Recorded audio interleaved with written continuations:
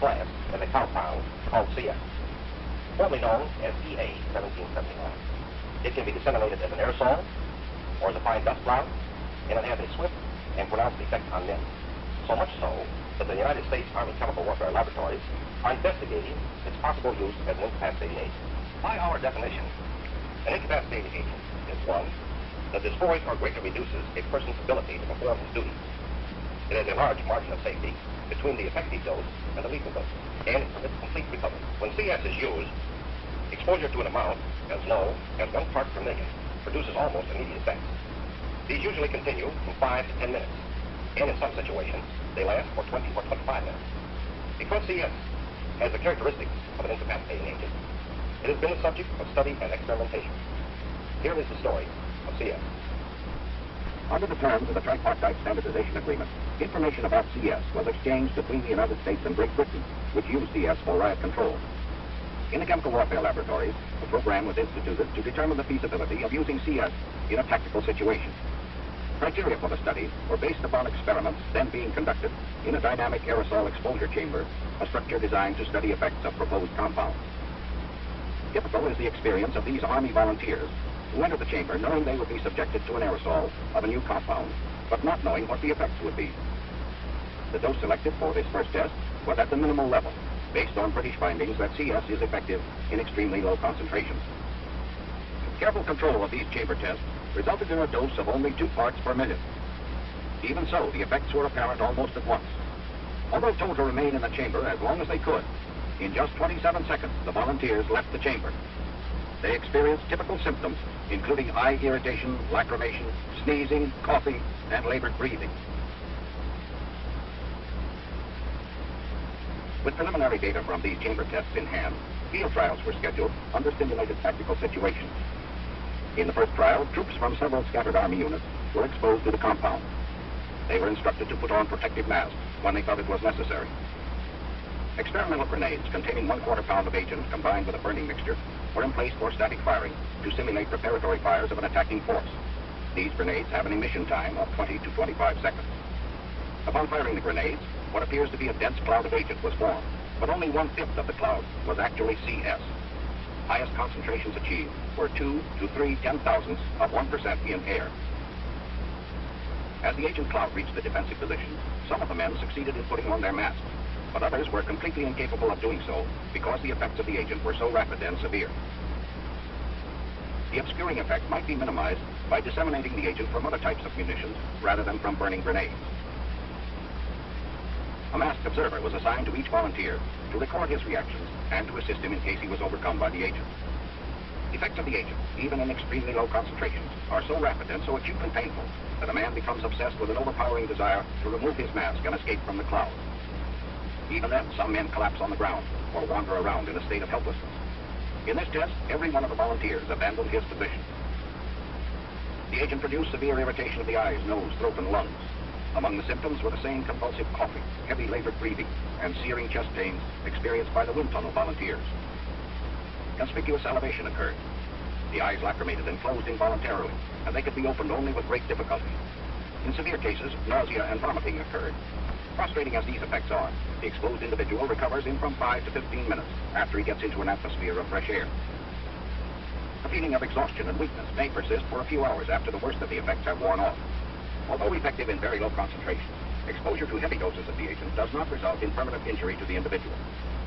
The rapidity with which this incapacitating agent can temporarily prostrate a man demonstrates its effectiveness for riot control and gives rise to serious consideration that it might have potential uses in combat operations. The potential was tested in another field trial using trained troops from the 3rd Battalion, 3rd Armored Cavalry Regiment in a simulated tactical situation. The same type of burning grenades was functioned in the path of the attackers. The concentration of agent was the same, 2 to 3 10,000ths of 1%. One man ran through the first cloud before he felt the effects of CS. However, before passing through the second cloud, he had lost his impetus. Effects varied depending upon the dosage received by each man. The attacking group of this well-trained Army unit was demoralized by CS. Some of the men lost their helmets, rifles, and masks in their confusion. Others reported they had put on protective masks, but the constriction in their chests prevented them from clearing the masks properly. They were forced to remove the masks in order to breathe. In about 10 minutes, the squad had recovered completely. However, none of those affected volunteered to repeat the test. There are several methods of effective dissemination made possible by adapting existing material. The burning type grenade already has been demonstrated. A new kind of bursting grenade made of plastic material so that the fragments are non-lethal also can be effective in dispersing a dust cloud of CS, which has a pronounced effect on the eye. The nerve agent is invisible. The invisible cloud has now reached the goat.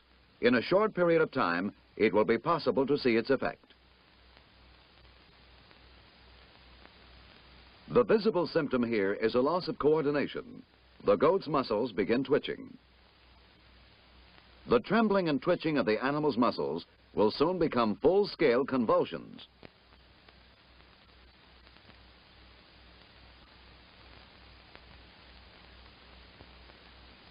When this happens, breathing becomes impaired, and the goat will die from paralysis of the muscles that control breathing. And tonight reveal the true extent of germ warfare tests carried out in the southwest. Government documents show much of North and South Devon and parts of Somerset were used for experiments similar to those conducted off the Dorset coast during the 1960s. An independent inquiry has already been ordered into the Dorset trials to determine whether or not they've affected people's health. In a few minutes, we'll be speaking exclusively to the man in charge of this inquiry. But first, our environment correspondent Simon Hall has this special report, which includes film of the trials never previously seen on television. The germ warfare trials carried out in the 1960s and 70s were highly secret. This previously unreleased film of the experiments as they happened. Their existence was revealed last year when secret documents were declassified. They were thought to be carried out mainly in Dorset. A spotlight investigation has, though, discovered they were far more widespread than was previously thought, taking in parts of Somerset and much of Devon. This is the easternmost tip of Tor Bay. Out there is Lyme Bay, and it was there that a ship made a series of passes spraying a gas which contained the germs. Now, the idea was to see how the germs behaved and survived as they passed over land, and so the prevailing wind conditions were chosen so that the germs were blown over here across the coastline and into areas such as South Devon. There were 6 runs between October 1964 and May 1965. The lines indicate the ship's tracks. Where the germs were blown to can be seen from the sampling points that were set up. They range from southwest of Torquay to just outside Lyme Regis. The news has caused concern. Surprised that it happened, horror that it could have happened, and a hope that it's not ever going to happen again. What would you like to see done about what's happened? Well, I think the members of Tor Bay Council will want to raise it with our local MPs. I think at the very least some questions to be asked in the House of Commons. The experiments were not confined to South Devon. Other trials tested how the germs would survive in different conditions in different areas. These were based not on releasing a gas, but instead on exposing a narrow thread of material coated with E. coli to the air. These tests were carried out in January 1967. The threads were exposed first from a ship just off Ilfracombe, then on 5 other sites running through Somerset down to the sea off Dorset. I think people of Ilfracombe, when they come to hear of this, will be concerned. For instance, I was in my 20s at this time, in the 60s, and I was just getting married, starting up a family. They'll be worried, will this have any implications on their health or the health of their children? Concerns have been raised that the tests may have harmed people's health. In East Lulworth, in Dorset, 21 families say they have experienced miscarriages and children being born handicapped and with other health problems. Robin Southey was one of the scientists who carried out the experiments. His widow, Anne Reed, is pressing the government for a full investigation into the trials. For Robin Southey died at the age of 33 from a rare disease which led to a perforated stomach. His immune system was said to be almost ineffective. The couple had 2 sons. One died at 17 from a brain tumour. The other suffers serious health problems. Their daughter is healthy. I was devastated. We had 3 little children. And with hindsight, there were questions I should have asked. But what else do you do when you've got 3 little children waiting at home and you have to go home and say, sorry, Daddy isn't coming home. He isn't better. And our lives were turned upside down. The government has always maintained the trials were safe. It says the germs used were naturally occurring and were treated to make sure they could not be harmful. It's a view supported by many experts. Well, health experts with the authority are looking all the time at the community and its health, and we've seen no evidence to date to identify any clusters of leukemia, any unusual health conditions which some people have said have been associated with these tests. The experiments were carried out at the height of the Cold War. They were designed to assess Britain's vulnerability to a biological attack and to work on methods of defence. The fear, though, is whether some of the people the trials were intended to protect may in fact have been harmed by them. That's a question that should be answered within the next year, for the government has said an independent safety review of the experiments will be carried out by a leading microbiologist. We've been told today that the man leading that independent inquiry into the germ warfare trials is Professor Brian Spratt, who's a microbiologist at Oxford University. Earlier, I asked him if he could reassure people that the inquiry would really have the muscle and the will to get to the truth. Well, I believe so. I'm an independent academic microbiologist. I have no links with the Ministry of Defence. I wasn't chosen by the Ministry of Defence, so I think my independence is assured. I shall be reading a large amount of technical information about the trials that took place in the 60s and 70s, and I shall be consulting widely, not only with medical colleagues and with perhaps people that were actually involved in the trials from Porton Down, as it was then called. I shall also be asking for written presentations from people in the south of England that want to give me presentations. I shall be coming down to the south of England and talking to anybody who wants to talk to me. So I hope it'll be a wide-ranging and open and fair analysis of the safety issues of those trials. Now, secrecy and delays with information have prompted much concern in the past. How swift and how open can this inquiry now be? Well, I've got access to all of the files that are available, and I should be receiving those very shortly from the Ministry of Defence. And I've been asked to come to some conclusions and write a report within a time frame of 6 to 12 months, and I hope it'll be closer to 6 than to 12. And the surprising information today that the trials weren't just in the Dorset area but beyond. Can you examine the other trials that we're now hearing about as part of your inquiry too? Well, I can't give you a categorical answer to that. As I understand it, some of the paperwork that I will receive from the Ministry of Defence do include trials in the southwest of England, and if that is so, then certainly I'll look at those papers and make a judgment on them. Professor, thank you. Thank you. And if you'd like to discuss the germ warfare trials, you can call your BBC local radio phone-in. The number to call is 0645 222269. That's 0645 222269. First tonight, Spotlight can reveal the Dorset village, which has suffered a series of birth defects, was exposed to enormous quantities of chemicals in 1959. Families in East Lulworth are already demanding a public inquiry into germ warfare tests carried out in the 60s. Now documents show chemicals were dumped by aircraft over Dorset in quantities that were up to 1,000 times greater than the rest of the country. Our environment correspondent Simon Hall has this exclusive report. The aim of the airborne tests was the same as those carried out from ships, to examine how vulnerable Britain was to a germ warfare attack. This, though, is the first time a chemical known to be toxic was used, zinc cadmium sulfide. Scientists say the cadmium is the most worrying component. It is carcinogenic, and studies have shown it can cause birth defects in rats. It's unclear if it could have the same effect in humans. Its health effects include damage to the lungs, kidneys and to the liver, and also cancer of the lungs and prostate have been found. The test was carried out in August 1959. A plane flew above the North Sea, then along the English Channel spraying the chemical. Typical numbers of particles detected were 0, 1, 8, 12 and a maximum of 38. But when the plane reached the end of its track, something happened. That resulted in Dorchester sampling 4,315 particles. There was no sample point at East Lulworth. but it lies directly in the chemical's path. The experimental reports give no indication as to why such high levels were recorded at Dorchester, but scientists I've spoken to believe one of two things happened. Either something went wrong and a large amount of the chemical was released accidentally, or, being the end of the experiment, the remaining chemical was deliberately discarded. Being declassified by the MOD, but the Lulworth families believe crucial questions are still being left unanswered.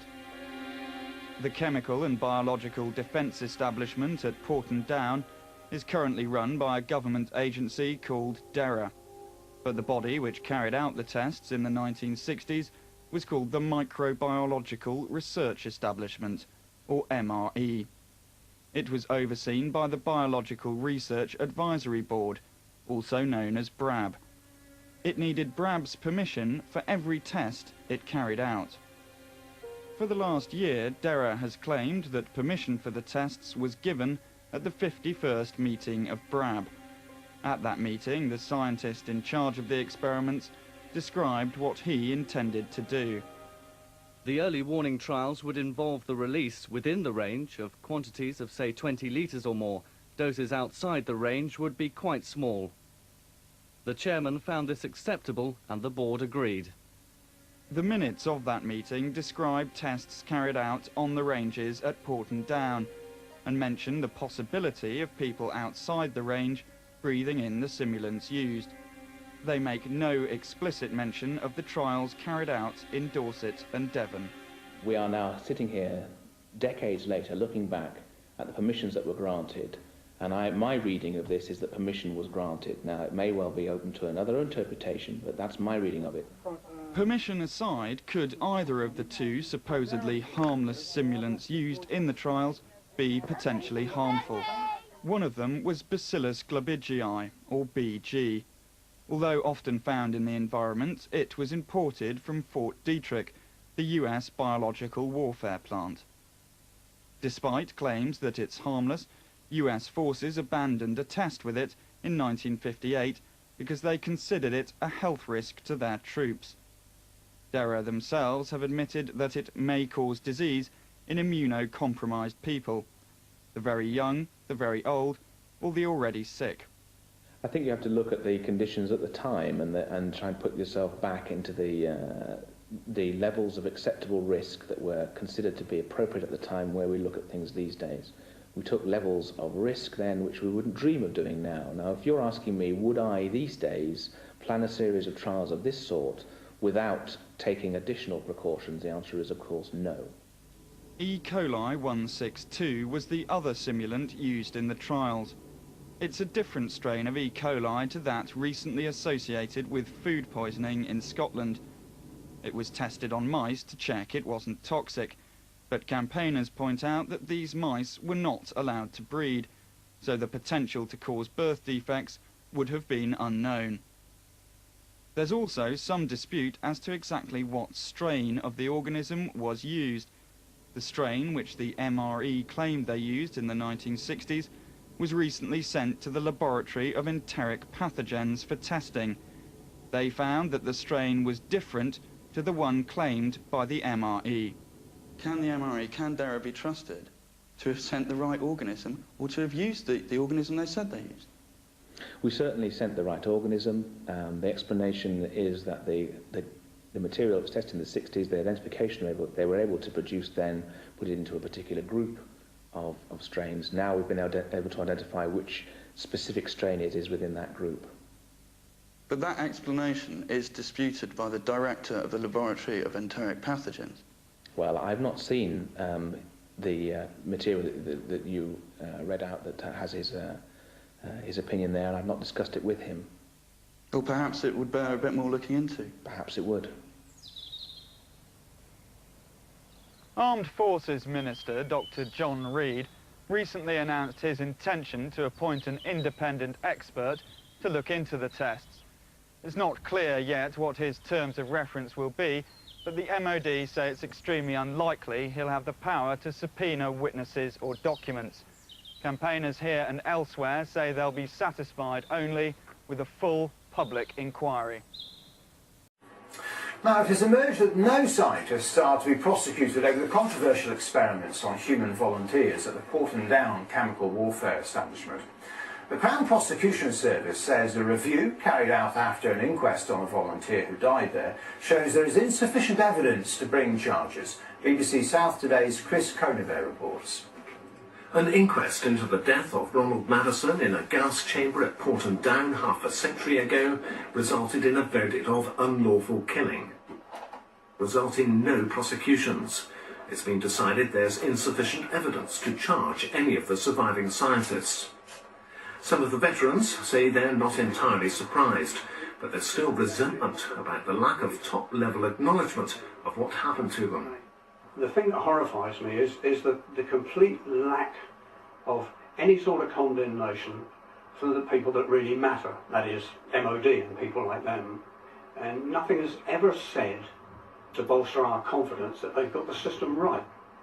But this is not the end of the affair. 500 veterans of the guinea pig experiments are pursuing personal claims, hoping to win compensation for conditions they believe they're suffering now as a result of what they experienced then.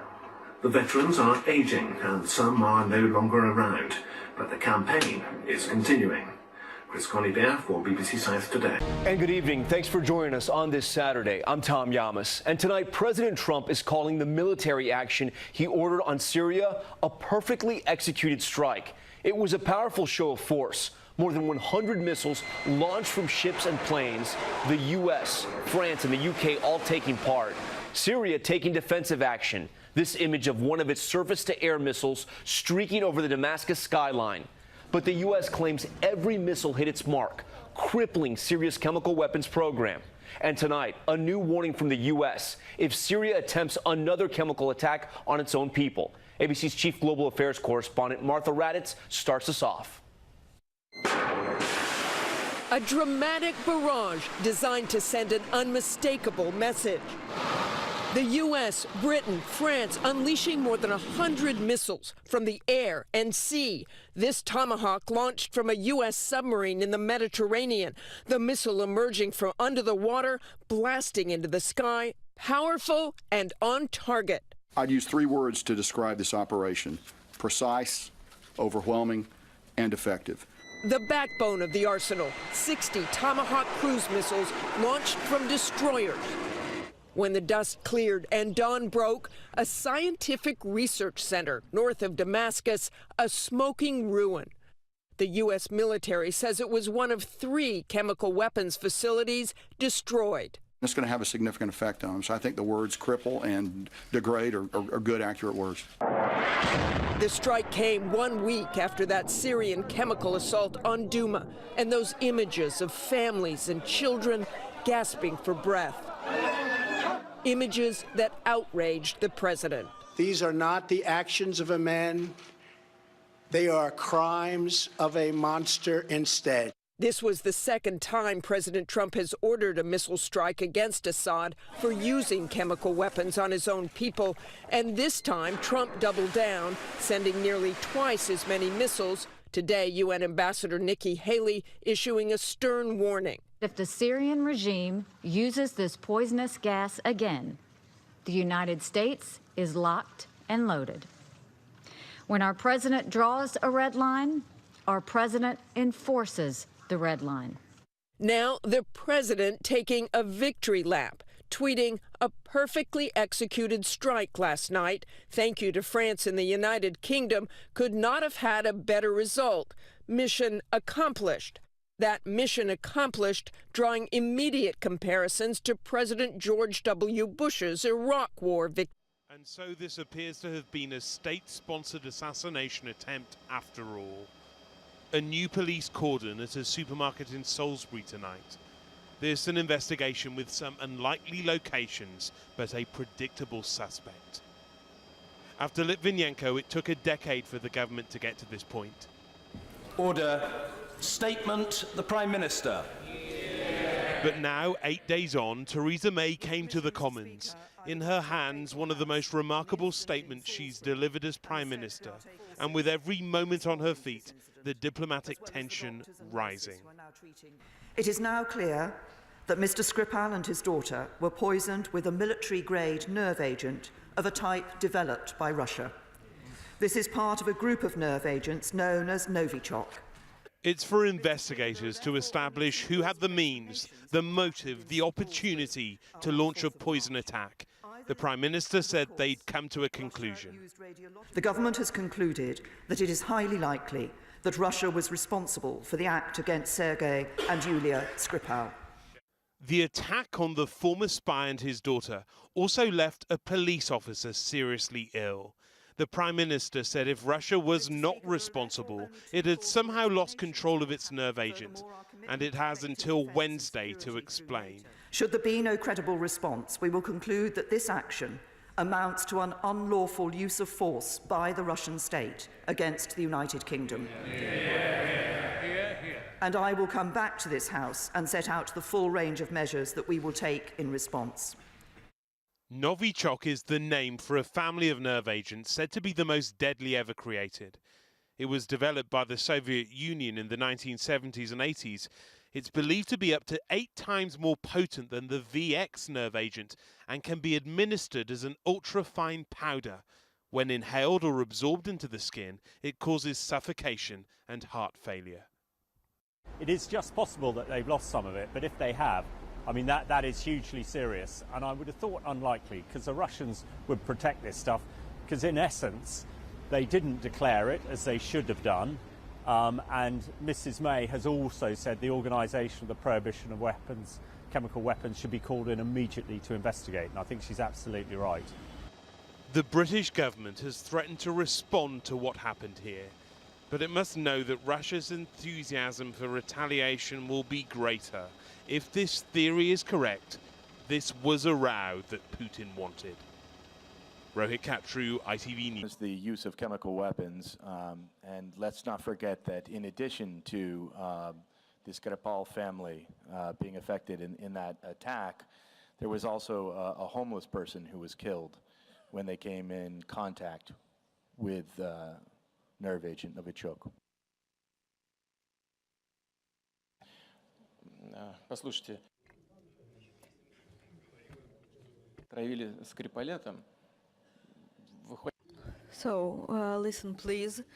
Now we are speaking that allegedly Skripal was poisoned, and now you are speaking about some other strange person that was poisoned. There are too much speculations around this case. Just do you imagine that some guys have come there and started to poison homeless people? Where do they work then? No one needs to poison others. I've said Skripal is a traitor. He was caught, he was punished. He spent all in all 5 years in prison, and we let him out. And that's it. He left. He worked in Great Britain and consulted some special services there. And what of that? About what we are speaking right now? About oil, gas, or about espionage? What was your question then?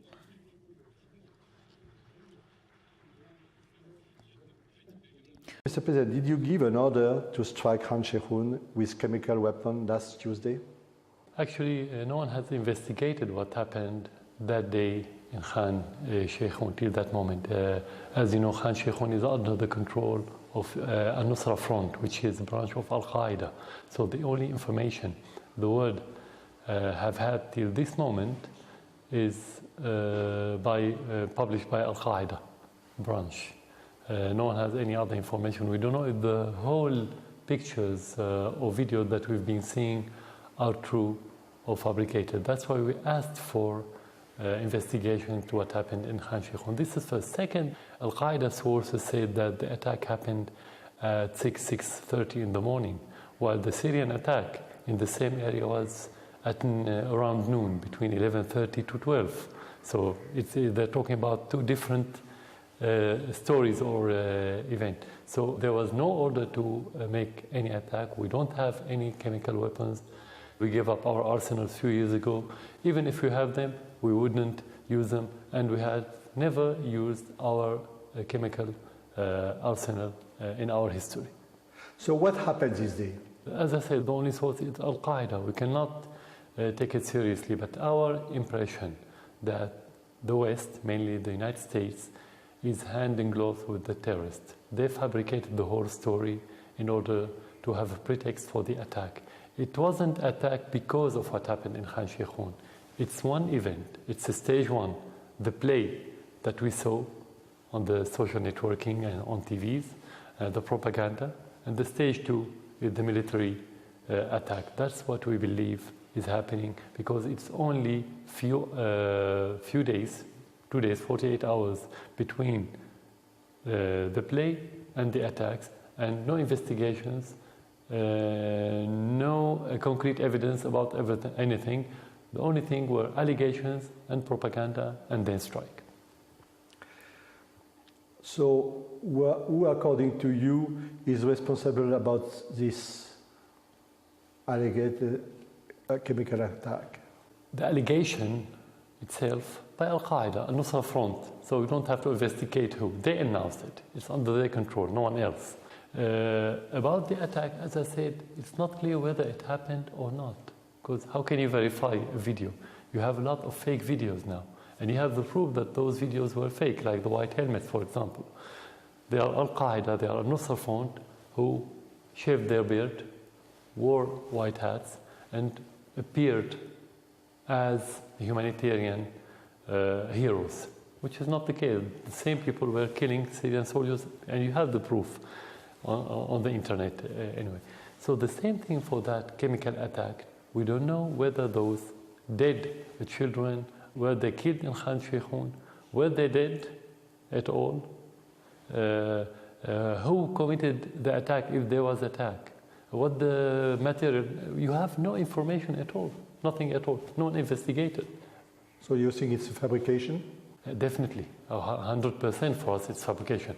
We don't have arsenal, we're not going to use it, and you have many indications if you don't have proof, because no one has concrete information or evidences. But you have indications. For example, less than 2 weeks, around 10 days before that attack, the terrorists were advancing in many fronts, including the suburbs of Damascus and Hama, which is not far from Khan Sheikhoun.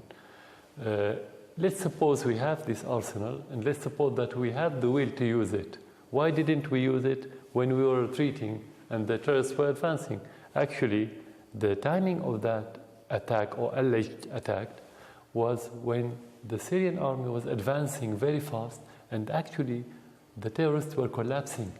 So why to use it if you have it and if you have the will? Why to use it at that timing, not when you are in a difficult situation? Logically. This is first. Second, if you want to use it, if you have it and if you want to use it, again, this is, if we suppose, why to use it against civilians, not to use it against the terrorists that we are fighting? Third, in that area, we don't have army, we don't have battles, we don't have any let's say object in Khan Sheikhoun, and it's not strategic area. Why to attack it? Well, what the reason? Militarily, I'm talking about military from a military point of view. Of course, the foundation for us morally, we wouldn't do it if we have it. We wouldn't have the will because morally this is not acceptable.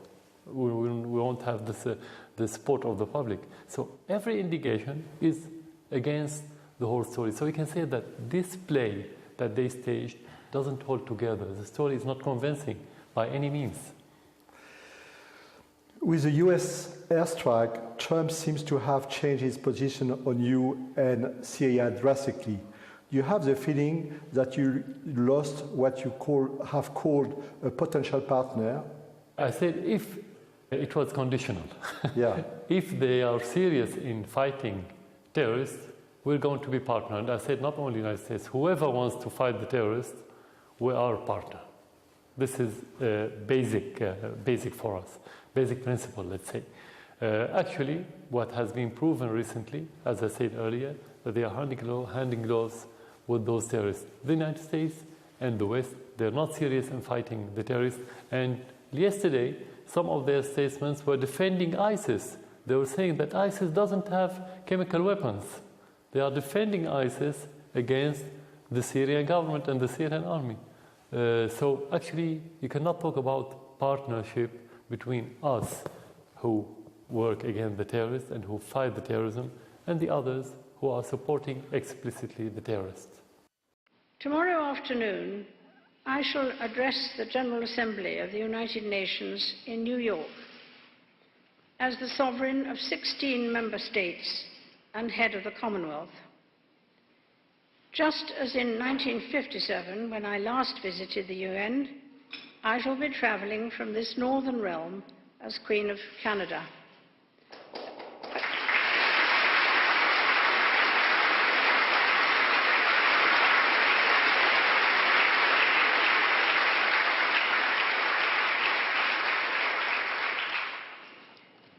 A country whose wholehearted commitment to the United Nations throughout its history is without equal.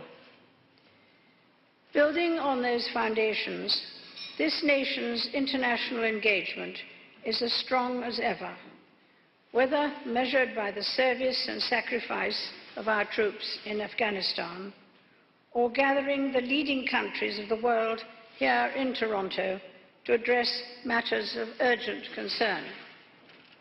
So, although my visit here is drawing to a close, I shall continue to take the greatest pride in being your Queen now and in the years to come.